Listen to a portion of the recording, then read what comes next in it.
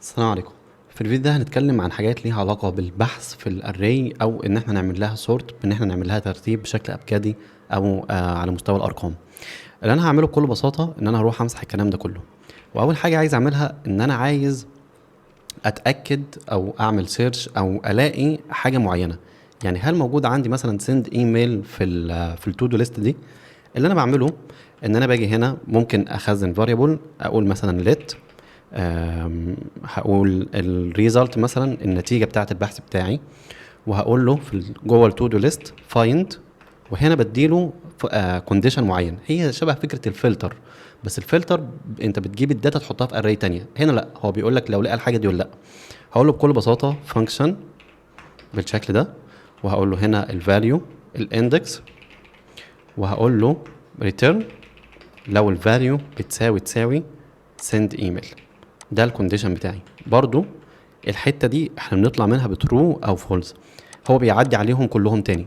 الفاليو دي بتساوي الكلام ده، لا الفاليو ده بتساوي الكلام ده، وهكذا لحد ما يلاقيها. خلونا نشوف النتيجه الاول. كونسول دوت لوج بالشكل ده كتب لي سند ايميل. يعني ايه سند ايميل؟ يعني لقاها. طب لو رحت قلت له مثلا ان مفيش حاجه اسمها سند ايميل، هي سند ايميلز، هتلاقوا ان هو قال لي undefined بالشكل ده. لو عندي هنا سند ايميل، وبعد شويه بعد ما عملت تشيك الواتساب دو سم ورك، وبعد كده هرجع ان انا اعمل تشيك ايميل تاني، تشيك ايميل، فهو بيجيب لي اول واحده فيهم بالشكل ده. يعني هنا هو هنا سند ايميل، هنا سند ايميل تاني، معلش سند ايميل، لكن هو بيجيب لي اول واحده فيهم. ازاي ان احنا ممكن نتاكد من الكلام ده؟ خلونا هنا ندخل دي جوه اف كونديشن عادي. هقول له اف ان الفاليو تساوي شيك ايميل او سند ايميل، مش عارف انا ليه معلق على شيك ايميل.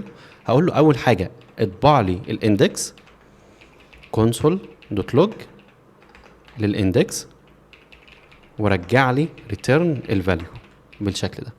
هتلاقوا ان الاندكس اللي اتطبع كام؟ 0 1 2 3، اللي هو الاندكس بتاع السند ايميل دي. فهي الفكره من الفايند ان هو بيجيب لك اول عنصر ملائم للكيورد او السيرش اللي انت عايز تعمله. دي الفكره من الفايند. عندنا حاجه اسمها اندكس اوف. اندكس اوف ابسط من الفايند، انت بتديله الكلمه وبيقول لك لو موجوده او لا. يعني انا عايز اتاكد مثلا هل سند ايميل اصلا موجوده، هي احنا بالشكل ده بتاع فايند عرفنا لو كانت موجوده او لا ورجعها لي. يعني ده تمام، ده مناسب لحالات. لو رحت هنا للتو دو ليست وقلت له دوت اندكس اوف، معذره الاندكس اوف هنا مختلفه، يعني هو رجعها لي. جميل جدا. خلونا حتى ممكن ناخد الموضوع على خطوتين. هو هنا رجعها لي، جميل جدا جدا جدا. وخلونا حتى نرجع دي زي ما كانت، نرجعها زي ما كانت. حتى هنا التطبيق هيفهمك ان الحاجات دي في التطبيقات العمليه بتلاقي ان ليها افكار ممتازه جدا. هو اداني هنا الكلمه حلو، بس انا عايز اعرف هي في انهي مكان. يعني عايز اعرف هي في انهي مكان في الاري دي. هنا في الريزلت ممكن اجي جوه الاري اقول له تو دو ليست، اقول له اندكس اوف، عندك الكلمه دي اللي هي الريزلت اللي طلعت اللي هي سند ايميل، هيقول لي الاندكس بتاعها 3. فانا هنا قدرت اجيب الاندكس بتاعها. ممكن اكتبها هي نفسها سند ايميل 3 بالشكل ده. فهنا قدرت ان انا اجيب الاندكس نفسه. طب لو رحت بيدور على كلمه مش موجوده، يعني قلت له ايه ان انت ريزلت سند ايميلز مثلا، هيديني هنا المره دي الاندكس اوف هيديني -1. لكن الفايند لو رحنا هنا طبعا الريزلت هيديني undefined، ما لقاهاش. يا رب الفكره تكون واضحه. خلونا نمشي بس عليها واحده واحده تاني. الفايند بالشكل ده انا بجيب اول عنصر مناسب للكيورد اللي انا كتبتها. لو لقاه بيرجعه لي، ما لقاهوش بيرجع لي undefined. الاندكس اوف بتديله كلمه، لو لقاها بيرجع لك برضو اول واحد، ما لقاهاش بيرجع لك -1. اخر حاجه عندنا هي حاجه اسمها سورت. لو جينا هنا طبعا التو دو ليست بالشكل ده، هتلاقوه طابعها wake up early بلا بلا. ممكن ان انا اجي هنا اعمل لها to do list dot sort بالشكل ده. هنا هتلاقوا ان هو بدأ بالترتيب الابجدي. دي تبان اكتر فين؟ مع ان هي هنا باينه. لو رحنا هنا قلت let numbers وقلت له 2 3 1، ورحت قلت له اطبع لي النمبرز دي، هيطبع لي 2 3 1. لكن لو رحت قلت له numbers dot sort 1 2 3. الفكره ان شاء الله واضحه. نرجع تاني. نعمل ملخص اللي احنا اتكلمنا عنه.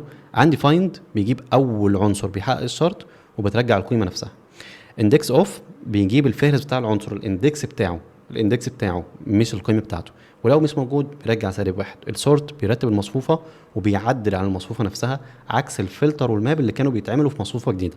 فدي بتفرق لان هي بتعدل في المصفوفه نفسها، فانت تكون حريص وانت بتستخدمها. لان انت هنا التو دو ليست بدل ما كنت بتعرضها بالاولويه بتاعتك انت، يعني انا هصحى الاول بدري اغسل اسناني، لا رحت اعرض له ان هو الاول اغسل اسنانك. فالموضوع ده بيبقى مفيد ومنطقي في حتت، وحتت تانية ما بيكونش منطقي. يا رب الفكرة تكون واضحة، ونكمل في الفيديو الجاي ان شاء الله.